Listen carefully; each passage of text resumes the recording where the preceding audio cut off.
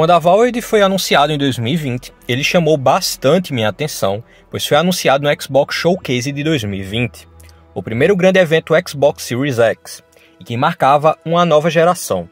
Mas além disso, também marcava em seu primeiro evento de anúncios de jogos de estúdios que foram adquiridos pela divisão Xbox, já que a divisão começou a comprar estúdios a partir de 2018. Ou seja, naquele evento foram apresentados jogos como Avowed, State of Decay 3 e Fable, jogos que representavam uma nova fase de jogos dentro da divisão Xbox e desses novos estúdios. Avowed estava sendo feito pela lendária Obsidian, que foi adquirida pela Microsoft/Xbox no final de 2018. A Obsidian ganhou fama por fazer jogos densos, ao ponto de rivalizar com a lendária Bethesda, onde as duas sofreram muitas comparações, principalmente depois da Obsidian ter desenvolvido em parceria com a Bethesda o Fallout New Vegas, que para muitos é o melhor jogo da franquia, não para todos, claro, mas sempre tem esse debate. Quando a Obsidian lançou The Outer Worlds, as comparações ficaram ainda mais fortes, pois o jogo que concorreu a Game do Ano em 2019 na TGA ficou visto como o Fallout da Obsidian, algo impressionante, visto que a Obsidian é um estúdio que para muitos não estava no mesmo nível da Bethesda em termos de investimento ou poder financeiro. E o próprio The Outer Worlds tinha um escopo menor do que os jogos da Bethesda, mas mesmo assim ficou visto como um RPG denso. E aí, em 2020, o estúdio apresentou a Valve com uma CG de uma aventura medieval densa, onde muitos pensaram ser o Skyrim ou The Elder Scrolls da Obsidian.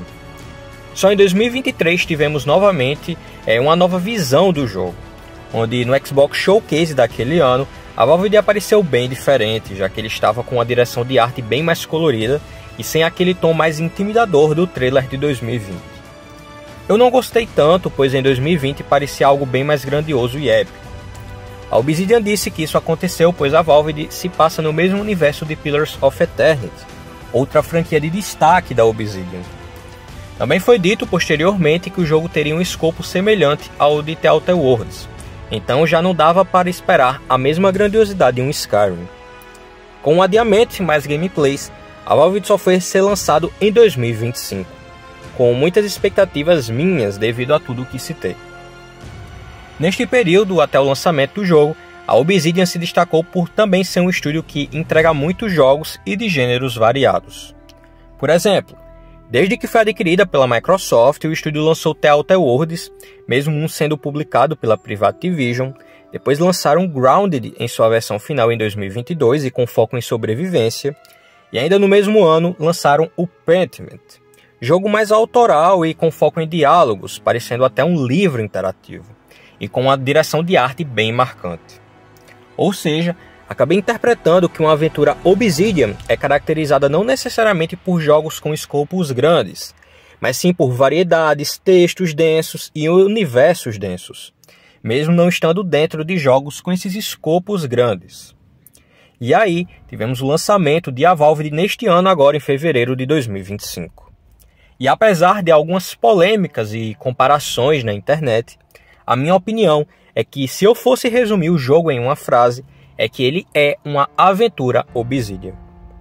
O jogo se passa no universo de Eora, o mesmo de Pillars of Eternity, em um mundo fantasioso dividido em ilhas e com várias raças no jogo.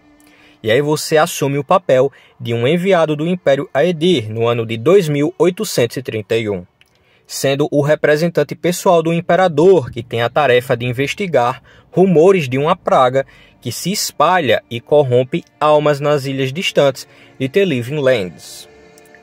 Uma coisa que pode ser um pequeno detalhe, mas que achei legal, é que o jogo começa com uma CG bem bonita, mostrando a praga tomando conta da ilha e o nosso personagem sendo enviado para investigar tudo isso.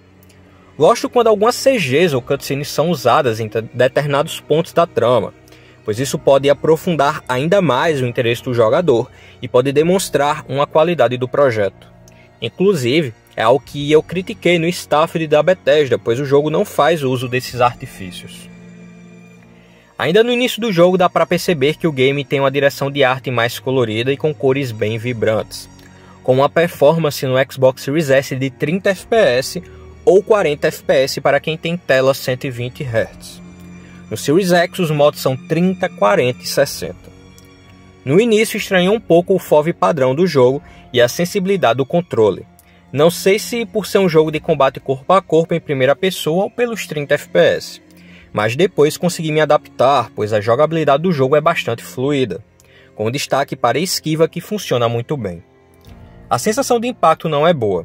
Não existe uma sensação de que as armas corpo a corpo estão machucando ou perfurando os inimigos. Mesmo assim, a gameplay responde bem e é bastante fluida, onde mesmo em 30 FPS consegui sentir essa fluidez e o combate mais divertido. Em muitos jogos com 30 FPS senti uma sensação de travamento ou ritmo mais truncado. Mas no Valve, por mais que eu tenha citado essa questão do FOV e sensibilidade, ele tem uma gameplay fluida que consegue me prender, que conseguiu me prender. Mas como disse, também existe um modo 40 FPS no Series S e 60 FPS no Series X. Mas minha TV é só até 60 Hz, então não pude testar o 40 FPS, que como eu disse só funciona em tela 120 Hz. No Series X, se você não tiver essa tela 120 Hz, você ainda pode testar o modo 60 FPS. Ainda sobre o combate, achei ele variado e desde o início usei duas abordagens, já que o jogo deixa você ter dois tipos de sets. Na primeira, usei uma arma pesada com as duas mãos, uma espada pesada de duas mãos. E na segunda, uma lança e um livro de magias, com 4 tipos de magias. E lembrando que no jogo você ainda encontra algumas armas de fogo, mas aquelas armas bem mais antigas, né? Pois o jogo ali ele tem esse aspecto mais medieval, juntando com a época ali dos piratas e tudo mais. Então são aquelas armas que lembram aquelas armas da época dos piratas, por exemplo. E só para não deixar batido, o game tem uma câmera em terceira pessoa. Mas ela é bem simples, lembrando as câmeras em terceira pessoa dos RPGs da Bethesda. Ou seja, é interessante como opção, principalmente se você quer ver seu personagem. Mas a movimentação não fica tão legal. É a mesma sensação que tive com os próprios RPGs da Bethesda, inclusive Starfield, que tem as melhores câmeras em terceira pessoa entre esses, na minha visão. Sinto que é uma opção interessante, mas no fim do dia, a melhor opção é jogar mesmo em primeira pessoa. Onde se você pega o jogo só pensando em jogar em terceira pessoa, talvez você não vá ter uma boa experiência. Isso acontece pois a base desses jogos é em primeira pessoa, que tem movimentações e físicas diferentes de câmeras em terceira pessoa de jogos padrões para essa perspectiva. Então, o foco é em primeira pessoa mesmo. The Outer Worlds, por exemplo, nem tinha essa opção de terceira pessoa. Indo jogando e sendo sincero, eu não vim achando a Valve de um jogo bonito ou queria me impressionar. Inclusive, durante as conversas, senti problemas de granulação nos rostos dos personagens, ao que vocês podem notar neste trecho. As sobrancelhas e olhos dos personagens também ficam com pequenas luzes piscando. Eu vi o canal de Stone Foundry dizendo que viu isso até mesmo na versão do Series X, em um trecho com problemas de granulação. Embora não sei se o Series X também tem esses problemas nos mesmos trechos de diálogos do Series S. Mas no primeiro mapa, quando ficou de noite, aí eu realmente fiquei impressionado. A iluminação do jogo é extremamente linda e fica cheia de reflexos, pois ela usa recursos de nova geração da Unreal Engine 5, como o Lumen, sendo uma solução para o Ray Tracing ou para a iluminação global em tempo real. Segundo a Digital Foundry, a Valve apresenta uma hora do dia dinâmica e o Lumen permite que esta luz se comporte de forma mais natural. As sombras e as fendas são preenchidas corretamente e a transferência de cor é visível à medida que a luz reflete na cena, enquanto os reflexos da Lumen permitem que as superfícies brilhantes apresentem resultados bonitos.